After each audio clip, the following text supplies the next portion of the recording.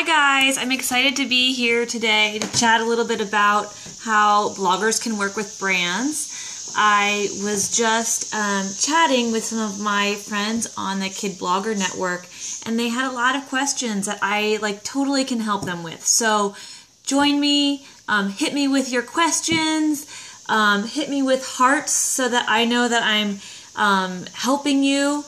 And I'll share 5 ways that bloggers can work with brands. It's a beautiful, beautiful day here in the DC metro area. And I have the windows open, our birds are singing, and the locusts are crazy. So I hope you can hear me. Let me know if I'm going too fast or if you have questions along the way. So I'm going to share 5 ways. First of all, I've been blogging for a long time, about 8 years, so I have been in this space and I've seen a lot of changes, but that doesn't mean that, yay, hi Mommy Crafters, Moms and Crafters, yay, oh good, we've been talking all morning, so I'm happy that you're here with us. So that's not to say that there's no way of working with brands if you are a new blogger. You totally can. It doesn't matter if your stats are low or if you've just started. We can definitely find a way that you can work with brands. So the very first thing I want to say is hit me with your questions. I can see them. They're popping up as we go, and as I share information, I will do my best to answer them, okay? The very first thing you want to do, and there are 5 tips I'm going to be sharing. The very first thing you want to do is make sure that your website is as good as it can be, all right? Your blog has to have a couple components, all right? It definitely, whenever I go to your blog, it has to have your profile picture. I want to see who you are. I want to see your smiling face. It doesn't have to be professional shot, but make it nice. I don't want to see something blurry or animated. Have it be you, okay? And definitely hit me with hearts if I'm saying things that make sense to you, okay? That will, thank you. That will make me know that I'm doing the right thing. So tap that screen. So your blog should have a profile picture, definitely. It needs to have a bio. So when I go to your about page, I need to know where you live in the world. It has to say if you are in the DC metro area, New York, PA. Tell me, if you don't want to say your city, say the nearest city, so that if I'm planning an event, if I'm a brand who's planning an event, that I know whether we should invite you or not. It should say how many kids you have, if you have kids. It should have your profession. And should the about focus on my blog content, personal life, or both? I would definitely have somewhere on your about page the focus of your blog. And I would recommend having not a focus statement, but like a goal or kind of vision for your blog that is very clear when brands go there. So they know, are you crafty? Are you a teacher? Are you both? That's fine. Are you a health nut? Are you a green blogger? That should be there. It doesn't have to be in great detail, but maybe even you want to mention what you did in your past life so brands know what value you're bringing to the table. Thank you for the hearts. Yay! You also want to have how many kids you have. If you have pets, because some brands maybe want to have you do some work with pet stuff, something, You're welcome. Thank you for joining us, and definitely come back. That's cool. So when brands see your blog, they need to see that your about page is clear. They also want to see that your blog is cleaned up, okay? So make sure that there's consistent branding throughout your blog. Try to stick with the same color scheme, that kind of thing. Same fonts. Definitely make sure that all of your social media buttons are working. Check them regularly. Make sure that if it says Twitter, that it goes to your right Twitter page. So make sure that all of those social media buttons are on your blog so that brands can see, oh, this person might not have a huge blog following, but he or she has a great YouTube following or Instagram following or Pinterest, something like that. Thank you for the hearts. So brands want to see that you've got your act together on your blog. You don't need to add all of your stats on the about page, but maybe you want to say, though I am a new blogger, I am really excited to share my influence on my blog, on my social media platforms, and offline too. Your online and offline influence are really important because maybe you're new to blogging, but you have been active on the PTA. You are running your church Sunday school group. You are organizing your MOPS group or your Mom's Club stuff, that kind of thing. That all counts. So influence anywhere is super important. So that's the first thing, that if you want to work with brands, make sure your blog is a professional and accurate depiction of your online and offline influence. The second thing you want to do is make sure you have a media kit, like a one-page snapshot of your awesome that you can send to brands if and when you reach out to them. It could just be like 1 or 2 pages. Save it as a PDF and make sure all the links work so that if the brand is pulling it up online, that they can connect to your social media outlets from that one sheet, and make sure that the links are clear so that if they print it out and bring it to a staff meeting, that they can all clearly see how awesome you are online and offline. I have a sample media kit, a blank one, I'm happy to share with you. Just let me know here if you want me to send it to you, or I think I also saved it on the Kid Blogger Network a while back. So that's the 2 things. 1, make sure your blog is awesome and cleaned up and cohesive. Your about page is a clear depiction of who you are. And 2, that you have a media kit that is both complete online and offline. Any questions so far? I know I'm buzzing through this. The hearts make me know that you are paying attention and I'm being clear, but really all the questions you have at any point, just hit me with them. The third thing that you want to do if you are a blogger who wants to work with brands is to make sure that you know your value. Make sure that you know how much you should be paid per hour, so that you are accepting offers that are reflective of that, right? Oh, and our door just slammed upstairs because the windows are open. Bloggers always seem to have the question, like, how much should I be paid for a post? Okay, hold on. I just redid my branding, but didn't put links, just handles. I would add links if possible. If you're going to share your media kit via email so that people can find them. It makes it that much easier for brands to find you. So know your value. Like, is it fair for me to say that every blogger should be paid, say, $75 per sponsored blog post, or $350, or $500? I can't say that across the board. That's just not fair, because everybody's coming with different backgrounds, different expertise. So instead, you as an individual blogger have to figure out, number one, how long does it take you to do a sponsored post from start to finish? Does it take you 1 hour, 2 hours, 3 hours? Figure that out. And then figure out how much time your hour is worth. Like, how can you be spending that time? Otherwise, would you still be making money? So, for example, if it takes me a long time to do sponsored work. It really does. From the time that I'm first trying out the product with my kids, to sitting down and writing about it, to bringing up the pictures, and you can actually see, I'm going to show you right now, real quick.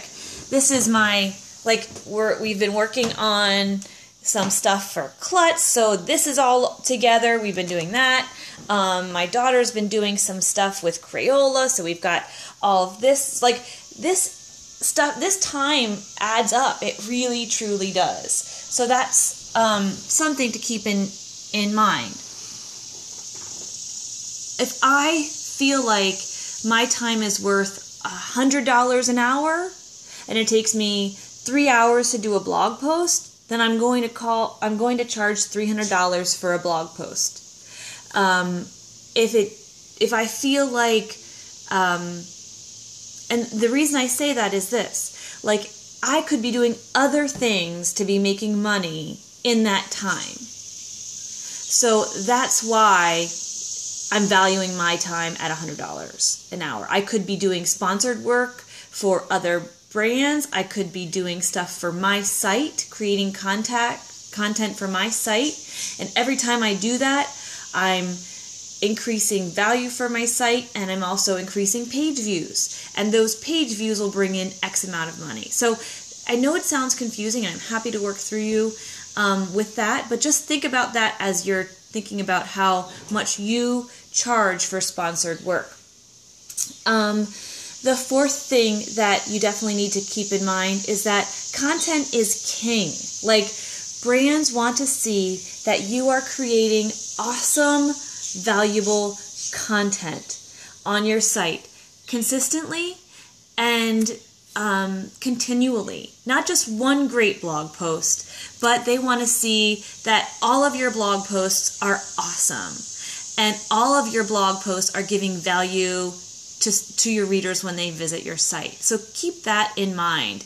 And if you are new to blogging, then perhaps you want to spend your time really working hard on creating awesome content so that you can show brands, look, I've done this post and this post and this post, and they weren't even sponsored. They were just for me, and I still spent 4 hours on each one. And this is the feedback that I've gotten. And it doesn't have to be page view feedback. It can be anecdotal too. Maybe on your Facebook page, somebody wrote, oh, I never saw pipe cleaners used in this way, but you've inspired me. Thank you. That little anecdote is great to include in your media kit or your about page, because then brands will say, oh, wow, she's creative and crafty, so we want to work with her, that kind of thing. So that's the fourth thing, remembering that content is king. And the fifth thing is that I definitely think you need some way of kind of setting yourself out on top of the crowd.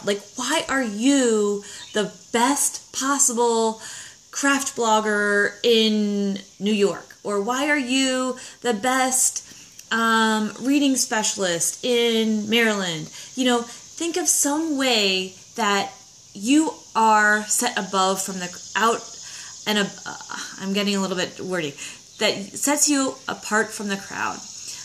Maybe you are, yay, from Australia, yay, hello. Maybe you are a very, very unique because you have, experience in, this field and that field, but you're combining them in a certain way. Maybe every single one of your blog posts is linked somehow to a article you've read or a book you've read. Just think outside the box and know that there's no right way of blogging. And that's the awesome thing about this space, is that it's continually evolving. And we, the creators, the bloggers here, are kind of setting the stage for what works and what doesn't. The sky's the limit, you guys. Really, the sky's the limit. So, clear your head. Go for a walk and think about how you can do it, how you can kind of set yourself apart from the crowd. All right, I want to take some questions now. Somebody just asked, do you wait for brands to reach out to you, or do you reach out to them?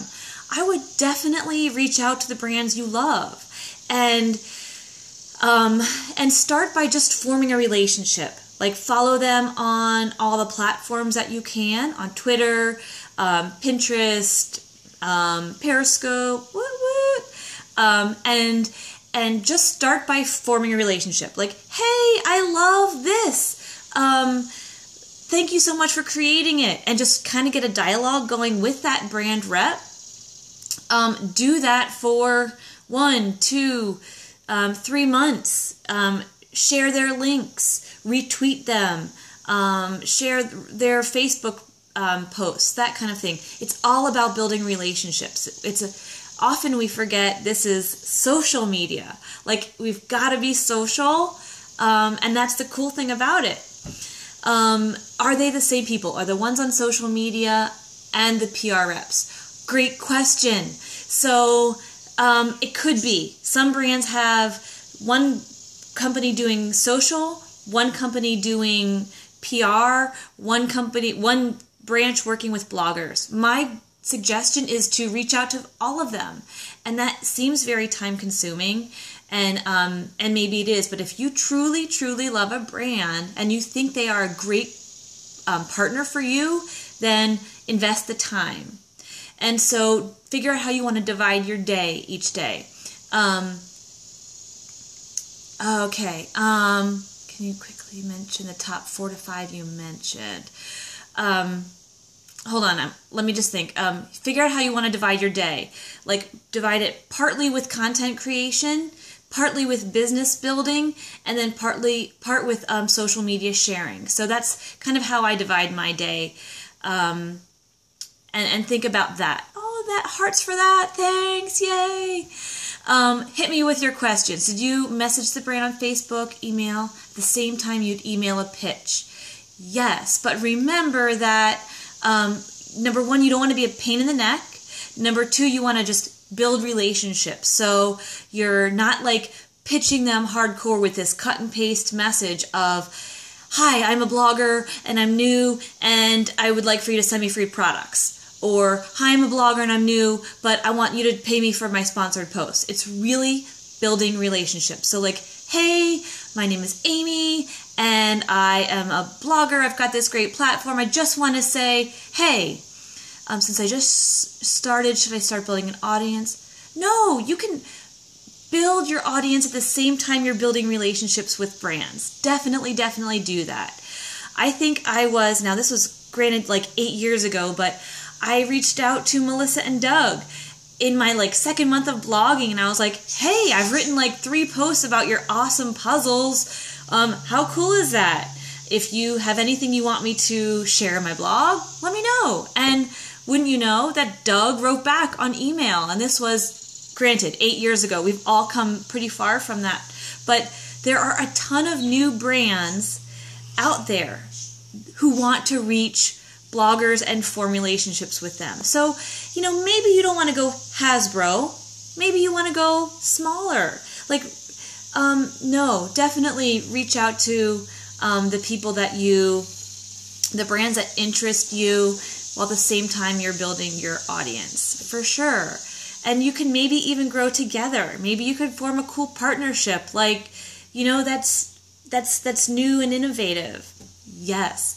And so, like, check out Etsy, start using some different hashtags on Twitter, even to reach the eyes of smaller brands. Yes, smaller brands may not have the budget, but you've got to understand that too. Maybe you are just forming a cool partnership where they share one of your blog posts and you share one of their toys for the first couple years or months, maybe. Maybe you are doing some shared Twitter events for each quarter or something. Just think outside the box, really. And yes, smaller brands may not have a huge budget, but smaller brands hopefully will become bigger brands down the road, and then they'll remember you, especially if you're forming these relationships. Maybe you are like a huge fan of, yes, great talking to you. Go to bed, girl, go to bed. But the possibilities are endless. I have time for one more question because I definitely have to hit some more deadlines too. But are there any more questions? I think MJ, you asked what were the 4, how do I balance working for free and building a relationship? Great question. I think that you've got to make sure that the working for free and building relationship is mutually beneficial. You've got to, maybe you are working for free for some bigger brands and you're creating content for them and pushing that content out, and they're seeing how awesome it's doing across platforms, and then it becomes paid relationship. It's hard, definitely. Maybe for every one paid post you do one that is free. Think about that. A lot of my friends do that with pro bono work. In my, plans for the year, I do X amount of things for nonprofits. And maybe that's how you want to start first. I did a lot of free things when I first started blogging, and it's helped build my resume that way, and my experience and my contacts. So think about that. Listen, I am totally cool to do a brand blogger chat again tomorrow, or maybe we do it every Thursday morning. I'll think about it, but thank you for the hearts. Thank you for the questions. And I definitely want to just quickly recap the 5 steps for brands who want to work with bloggers who want to work with brands. The first thing was make sure your blog rocks and that your about page is totally clear and cohesive. You want to have your bio, your photo, your background, where you live, how many kids you have, that kind of thing. Number two, what was my number 2? The media kit. You want to make sure you have either the media kit on your site, or that you will have a PDF media kit that you can send out to brands. One that has links and one that can be printed so that they can bring it to their meetings. Number 3, you want to make sure you know your hourly rate and your hourly worth so that you know personally how much you should charge for your sponsored content. 4, you want to remember that content is king, and that no matter what you do, that all of your content has to be awesome on your blog. And 5, oh my gosh, you guys, what was 5? Kind of did this on the top of my head, off the cuff. What was 5? Building relationships, thinking outside the box. Shoot, I can't remember. But anyway, I'll have to go back and look. Thank you for watching, and I'll be back again soon. Take relationships. Okay, thank you, relationships. Making sure that you are forming good relationships. Phew. Thank you. You were paying attention. A+. Heart, heart, heart for you. All right. Thanks, guys. Take care.